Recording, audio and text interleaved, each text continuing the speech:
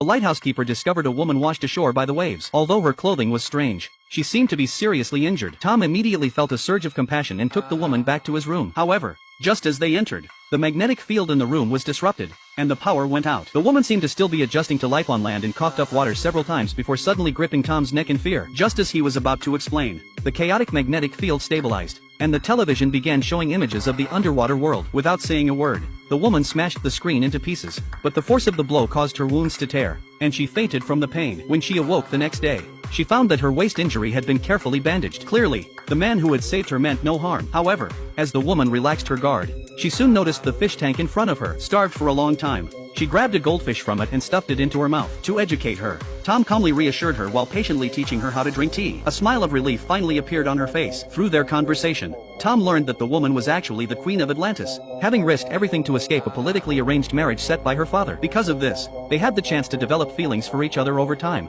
leading to a cross-species marriage. Not long after, their mixed-race son, Arthur, was born. They thought their family of 3 would live a simple and happy life. But a few years later, a loud rumble shattered the long-awaited peace. Queen Atlantis sensed danger and hurriedly instructed her husband to hide their son. At that moment, soldiers from the underwater world, dressed in strange uniforms, burst in. They had come on the king's orders to persuade the princess to return for her marriage. For the safety of her family, Atlanta had no choice but to say a painful goodbye to her husband and prepare to negotiate with her father. Before leaving, she and Tom made a promise. One day she would return to this dock, and they would live happily together. 5 years flew by. Arthur, who carried the blood of the sea people, began to show extraordinary abilities. Not only could he communicate with fish, but when he opened his golden eyes, it seemed he could command the ocean's army. To train Arthur, his mother sent her trusted aide, Vic, to teach him the ways of Atlantis. Upon entering the water, Arthur was thrilled to discover he could breathe freely and even speak underwater. His mother's blood allowed his body to withstand extreme cold and pressure, and the true purpose of his golden eyes was to see all creatures hidden in the dark. Under Vic's careful guidance,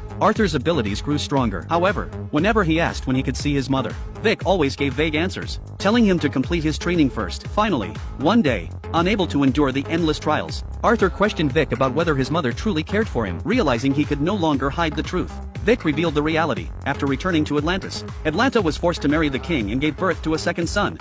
Not long after, the king discovered the existence of Arthur, the illegitimate child on land, and could not accept this truth. He ordered Atlanta to be sacrificed to the Sea Dog tribe as punishment. That was why Vic had dedicated himself to training Arthur, hoping that one day he could return to Atlantis and help his mother seek justice.